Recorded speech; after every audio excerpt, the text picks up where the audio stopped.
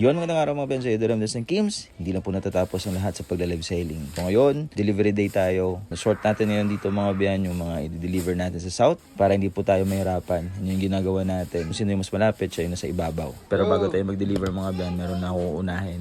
Yung anak ko, dapat natin paliguan para hindi na mahirapan si Mrs. At tapos yan, syempre, tayo naman yung maliligo mga Ben. At dito na magsisimula yung grind natin ngayong araw.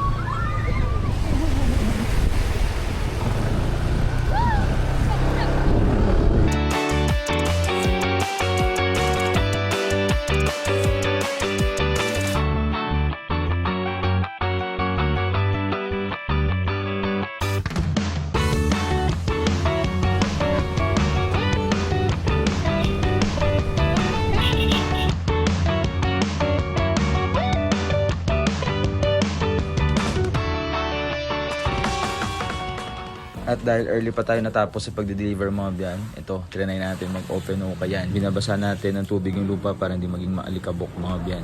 Medyo malaki pa kasi yung oras natin kaysa sa tumambay. Inopen na natin ang ukayan mga biyan. At ito yung display ng ating munting ukayan mga biyan.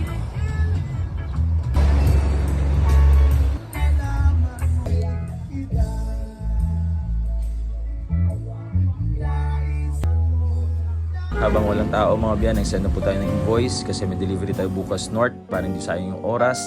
Yan yung ginagawa natin mga biyan.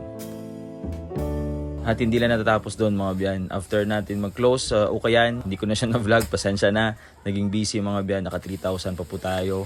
So after noon, dito naman tayo mga biyan. Kasi may shipping tayo bukas, kasama na yun yung delivery natin sa north. Yan yung ginagawa natin, sinusort ko na sila. Para bukas pagdating sa JNT, lagayan ng sticker, goods na. Nakakapagod man mga biyan, pero para sa pamilya, kaya. Bye!